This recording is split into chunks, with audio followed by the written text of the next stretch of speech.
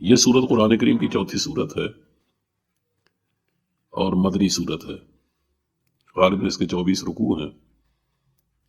इसे आसिक तफसीली सूरत कहना चाहिए। जहां तक इसके शान नज़ूल का ताल्लुक है, उससे ये मालूम नहीं होता कि ये सूरत एक दफ़ा नाज़िल हुई है। इसका नज़ूल मुख्तलिफ वक्तों में हुआ है। अलबत्ता ये ज़रूर है कि ये सारी सूरत मुख्तलिफ अवकात में नाज़िल होने वाले खुतबात की सूरत में आई, लेकिन है सारी मदीना मुनव्वरा ही के रुकू हैं ये।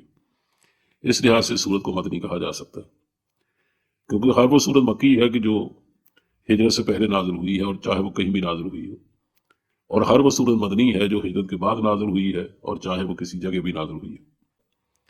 जैसे कि मैंने अर्ज़ किया कि ये चूंकि एक वक्त में नाज़िल होने वाली सूरत नहीं है, बल्कि मुख्तलिफ अवकात में खुतबात की शक्ल में नाज़िल हुई है।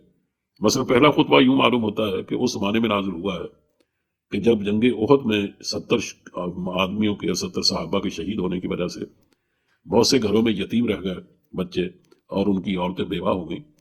तो उनके अहकाम नाज़िल कर, उनके अहकाम के सिलसिले में बहुत सारी ज़रूरी हदायत दी गई हैं। यानी यतीमों की वरासत के सिलसिले में बातें कही गई हैं, और उसे यतीमों की निगाहदाश्त के सिलसिले में बाद हदायत दी गई हैं। औरतों के बारे में बाद अहकाम दिए गए हैं। और तो इसका साफ मतलब ये है कि 3 हिजरी में चूंकि सूरा 3 हिजरी में जंग उहद हुई है, तो इसका मतलब ये सारी बातें और सारी हदायत जो नाज़िल हुई हैं, ये जो अहकाम नाज़िल हुए हैं, ये तीसरी हिजरी के वाक़यात में से है। इसी तरह हम देखते हैं कि इसमें बाद अहकाम दिए गए तयम्मुम के बारे में। तो मालूम होता है कि कोई जगह ऐसी थी जिसमें पानी नहीं मिलता था, तो तयम्मुम की वहाँ ज़रूरत पड़ी। और ये वाक़या जो कि पेश आया है ग़ज़वा बनुल मुस्तलिक़ में, और ये ग़ालिबन 4वीं हिजरी के आखिर के या 5वीं हिजरी के शुरू का वाक़या है। इसलिए कहना चाहिए कि इस के तयम्मुम के बारे में जो आयात नाज़िल हुई हैं, वो ज़ाहिर सारी वही है कि जो 4वीं या 5वीं हिजरी में नाज़िल हुई है। इसी तरह हम देखते हैं कि बाज़ आयात ऐसी हैं जिनमें बनु नज़ीर को आखिरी वार्निंग दी गई है, और उनको तंबीह की गई है कि वो अपनी हरकतों से बाज आ जाए, वरना उनके साथ उनका मामला भी ऐसा ही होगा जैसे बनु कैनुका का हुआ है। चुनाचे उनको जो तंबीह की गई है, ये वाक़या भी ग़ालिबन 4वीं या 5वीं हिजरी का है। तो इसका मतलब है ये आयात 4वीं या 5वीं हिजरी में नाज़िल हुई है। इसी तरह और भी बहुत चीज़ें, बहुत अलामतें हैं जिससे मालूम होता है कि ये सूरत के मुख्तलिफ खुतबात ये इन्हीं दिनों में नाज़िल हुए हैं, जबकि जंग बदर हुई है, और या जंग उहद हुई है, और या फिर ग़ज़वा बनुल मुस्तलिक़ का वाक़या पेश आया है, और या फिर बनु नज़ीर को जो आखिरी तंबीह की गई है। इस तरह के वाक़यात से मालूम होता है कि ये ज़्यादातर इसके उतरने वाले अहकाम का ताल्लुक 4वीं, 5वीं या 3री हिजरी से है। इससे ये अंदाज़ा हो जाता है कि उस ज़माने में हालात कैसे थे। जंग बदर के बाद हम जानते हैं कि इससे पहले मुसलमान ज़ाहिर पहचाने तो जाते थे, लेकिन अरब इनको को बहुत ज़्यादा तवज्जो नहीं दे रहे थे इनकी तरफ। समझते थे कि एक नौज़ायदा उठने वाला एक मज़हब है, तो जो आहिस्ता आहिस्ता खुद तहरीर होकर रह जाएगा। लेकिन जब उन्हें देखा कि एक नौज़ायदा ताकत ने मक्के की ताकत का भरम तोड़ के रख दिया है, और एक बहुत बड़ी फौज को उन्होंने न सिर्फ पामाल किया, बल्कि उनकी इज्जत खाक में मिला के रख दी है, तो चुनांचे अरब भर में इसका चर्चा होने लगा। तो वो यहूदी जो बिल्कुल पल्ले नहीं बांधते थे मुसलमानों को, अब उनको काबिल ज़िक्र एक ताकत शुमार करने लगे, और इसी तरह अरब भर में मुख्तलिफ कबाइल में चर्चा होने लगा।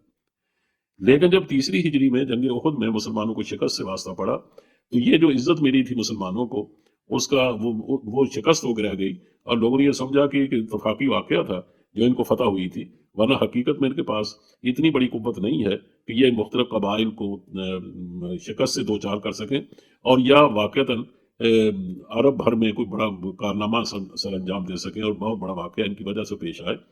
तो इस वजह से मालूम होता है कि जंग उहद के बाद सूरत हाल बिल्कुल बदल गई, और मुसलमानों के लिए अपने बका का और अपनी सर्वाइवल का मसला पेश आ गया, और उन्होंने अपनी इज्जत की बका के लिए हर वो काम करना भी ज़रूरी समझा जो इस मौके पर किया जाना चाहिए था। चुनांचे इस सिलसिले में बहुत सारी हदायत नाज़िल हुई हैं, और वह सूरत में हमें नजर आती है, लेकिन उनमें बिलखुसूस 2 बातें ऐसी हैं कि जो उस वक्त की बड़ी सख्त ज़रूरत थी, और उन पर बड़ा जोर दिया गया। एक तो इस बात पर बड़ा जोर दिया गया कि मुसलमानों की तरक्की और बका का राज सिर्फ इस बात में है कि इनमें से हर आदमी अपनी ज़ाती ज़िंदगी में चलता फिरता इस्लाम का नमूना हो। यानी जो वो दावत पेश करते हैं, वो दावत उनके अंग अंग से निकले, और उनका कोई काम ऐसा ना हो, उनका कोई मामला ऐसा ना हो جو اس کے خلاف پڑتا ہو، ہر آدمی یہ محسوس کرے کہ واقعی یہ جو کچھ زبان سے کہتے ہیں اسی کے مطابق کام بھی کرتے ہیں، اسی کے مطابق زندگی بھی گزارتے ہیں۔ تو گویا اس طرح ہر فرد کو چلتا پھرتا دعوت کا نمونہ بن کے رہنا چاہیے، تاکہ مسلمان جو سراسر دعوت کے نتیجے میں آگے بڑھ سکتے ہیں، اس کام کو کرنے میں آسانی محسوس کرے۔ اور دوسرا یہ ہے کہ جہاں تک دعوت کا کام ہے، وہ صرف یہی نہیں کہ ان کے عمل سے ظاہر ہو، بلکہ ان کی زبان بھی مستقل داعیانہ کردار کی مالک ہونی چاہیے۔ یعنی ان میں سے ہر شخص اپنی ذاتی زندگی میں نہایت صاف ستھرا اور اپنی دعوتی زندگی میں نہایت کارآمد، نہایت فعال اور نہایت ہی داعی قسم کا آدمی ہو۔ اس کا نتیجہ یہ ہوگا کہ بالآخر یہ جزیرہ عرب کی حد تک ان کی ذاتی کوششوں سے یہ پیغام پہنچ سکتا ہے اور لوگ اس سے اثر بھی قبول کر سکتے ہیں۔ اس لیے کہ جب ہم اس بات کو دیکھتے ہیں کہ ان کی زبان بھی ایک تھی، ان کے طور اطوار بھی ایک تھے، ان کے معاشرہ بھی ایک تھا، ان کے معروفات بھی یکساں تھے، اور یہ بالکل یعنی ان کا ایک دوسرے کو قائل کرنا، بات کرنے کا انداز ان کا بالکل وہی ایک ہی تھا، جو اور پورے جزیرہ عرب میں اس میں کوئی خاص فرق نہیں تھا، زبانوں میں بھی کوئی زیادہ فرق نہیں تھا۔ اس لحاظ سے جب یہ ان کو دعوت کے کام کے سلسلے میں جب مزید ہدایات دی گئی اور اس بات پر مزید توجہ دلائی گئی کہ تم اگر اپنی بقا چاہتے ہو تو یہ بقا صرف دعوت کو زیادہ سے زیادہ مؤثر بنانے کے سلسلے میں ہے، اور مزید یہ کہ سلسلے میں تمہیں تکلیفیں بھی آئیں گی، تو اس میں جتنی بھی تم استقامت دکھا سکو گے وہ ظاہر ہے کہ تمہاری کامیابی کی ضمانت بنے گی۔ اس طرح کی ہدایات دی گئی ہیں سورت میں، اور اس سے ہمیں اندازہ ہوتا ہے کہ سورت کا اصل انداز کیا ہے۔